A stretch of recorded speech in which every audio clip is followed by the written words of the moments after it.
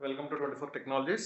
Our today's topic is EBS multi-attach and EBS encryption. అవి మనం ఏ రకంగా చేస్తాము మనం ప్రీవియస్గా డిస్కస్ చేసిన టాపిక్స్లో మనము ఈబిఎస్ వాల్యూమ్ను మల్టిపుల్ ఇన్స్టెన్సెస్కు అటాచ్ చేయలేము అని చెప్పేసి మాట్లాడినాం కదా. దాని గురించి కొద్దిగా డీప్ డైవ్ చేద్దాం.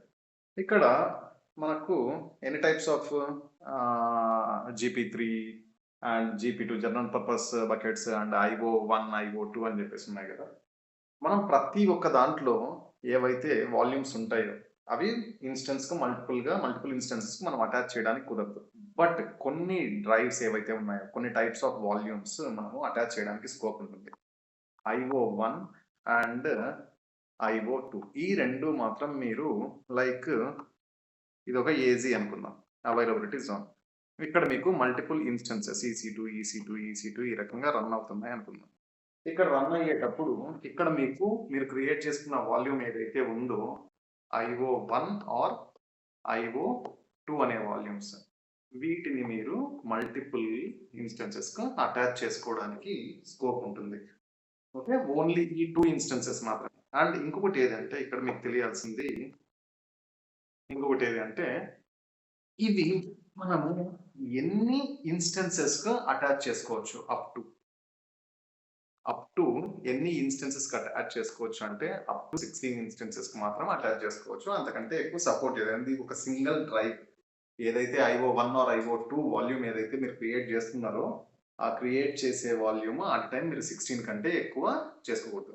అలా అని చెప్పేసి మీకు ప్రతి ఒక్క అవైలబిలిటీ జోన్‌లో ఈ ఫీచర్ అనేది ఎనేబుల్ అయి ఉంటుందా అంటే అది కూడా నో. కొన్ని రీజియన్స్‌లో కొన్ని అవైలబిలిటీ జోన్స్‌లో మాత్రమే ఇవి వర్క్ అయితాయి. ఇవి చార్జెస్ కూడా చాలా ఎక్కువ ఉంటాయి. అంటే అన్ని అవైలబిలిటీ జోన్స్‌లో ఇది మనకు అవైలబుల్‌లో ఉండదు. ఏ అవైలబిలిటీ జోన్‌లో మనకు ఉంటుందో అవైలబుల్‌గా దాంట్లోనే మనము ప్లేస్ చేసుకోవాల్సి ఉంటుంది. ఇక్కడ మనకు ఏవైనా రన్ అయ్యే అప్లికేషన్స్ కూడా హై కాన్ఫిగర్డ్ అప్లికేషన్సే రన్ చేసేటప్పుడు మాత్రమే మనము ఇవి చూస్తాం. ఎందుకంటే హైలీ చార్జబుల్ కాబట్టి. ఓకే.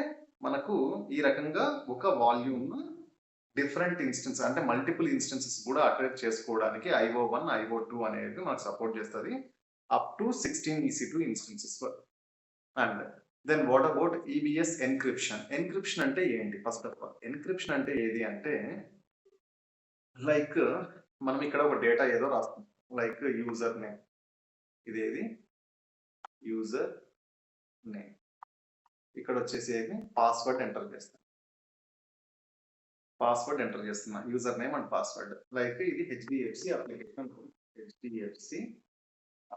ఈ HDFC అప్లికేషన్ నేను లాగిన్ అయ్యేటప్పుడు first I have to enter user name and second I have to enter my password. వాడి డేటాబేస్ ఎక్కడ ఉంది? ఎక్కడికో ఉంది. ఇదేది వాడి డేటాబేస్ అనేది ఎక్కడో ఉంది. ఈ యూజర్ నేమ్ ఏమవుతుంది? సపోజ్ నేను ఏదో ఎంటర్ చేశాను. ఇక్కడ డేటాబేస్‌లోకి వెళ్ళి వీడు ఆథరైజ్డ్ పర్సనా కాదా అని చెక్ చేస్తాను. ఈ పాస్వర్డ్ అనేది కూడా ఈ డేటాబేస్‌లోకి వెళ్ళి వీడు ఆథరైజ్డ్ పర్సనా కాదా అని సెలెక్ట్ చేస్తాం. బట్ ఈ మధ్యలో మనకు ఎవరుంటారు? Super heroes, hackers. Super heroes ఉంటారు కదా! ఆ హ్యాకర్స్ ఎవరైతే ఉంటారో వాళ్ళు హ్యాక్ చేయడానికి స్కోప్ ఉంటుంది. ఎందుకంటే ఇది రీడబుల్ లాంగ్వేజ్‌లో ఉంది. ఎన్క్రిప్ట్ అయ్యి వెళ్ళట్లేదు. ఏది ఇన్ కేస్ HTTP యూజ్ చేస్తే. నేను ఏమి యూజ్ చేస్తాను ఇక్కడ? HTTPS అంటే ఎన్క్రిప్ట్ అయ్యి వెళ్తుంది. HTTPSకు అంటే సెక్యూర్ వేలో వెళ్తుంది. అంటే నువ్వు యూజర్ నేమ్ ఇక్కడ ABC అని రాసి ఇక్కడ DEF అని పాస్వర్డ్ రాస్తే DEC వాటెవర్ రాసేటప్పుడు ఇక్కడ ఏమవుతుంది మీకు వెళ్ళేటప్పుడు సేమ్ ABC అని చెప్పేసి ఇక్కడికి వెళ్ళదు. ఏదో నాన్ రీడబుల్ లాంగ్వేజ్‌లో అదేం రాసుంటది డాలర్, రూపీ ఈ రకంగా 1, 2, 5 KL డాట్ ఈ రకంగా రాసుకొని ఇది వెళ్తది. ఇది నాన్ రీడబుల్ కదా! కాబట్టి ఎన్క్రిప్ట్ అయ్యి ఉంటుంది. అండ్ ఇది ఎన్క్రిప్షన్ అనే దానికి మీనింగ్. బట్ నేను ఒక వాల్యూమ్‌ను క్రియేట్ చేసుకున్నాను అనుకుందాం. నేను ఫస్ట్ ఒక వాల్యూమ్‌ను క్రియేట్ చేసుకున్నా. I created one volume. Okay. ఒక వాల్యూమ్‌ను నేను క్రియేట్ చేసుకున్నా. క్రియేట్ చేసుకున్న తర్వాత ఈ వాల్యూమ్‌కు నేను ఎన్క్రిప్షన్ అనేది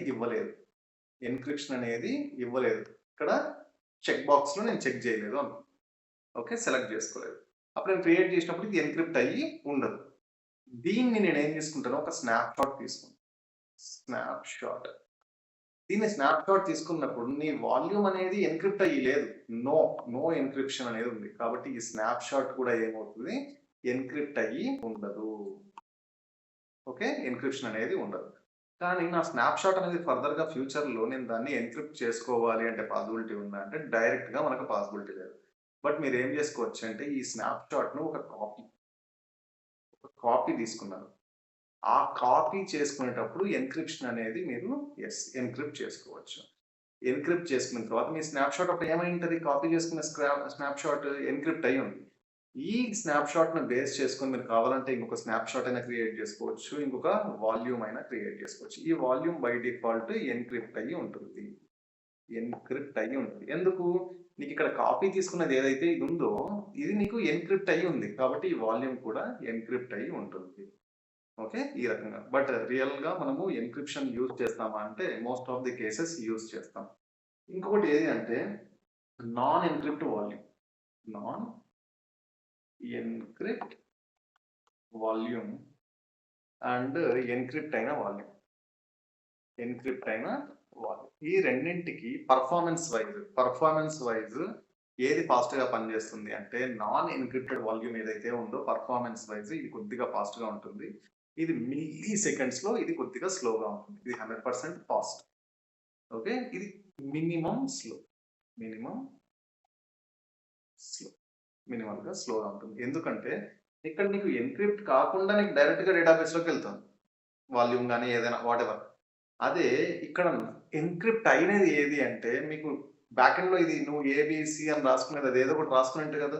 1, 2, 5 డాట్ యాష్ ఈ రకంగా రాసుకుంటది కదా! కాబట్టి దానికోసం కొంచెం మినిమల్ టైమ్ అనేది డిలే ఉంటది. లో లేటెన్సీ.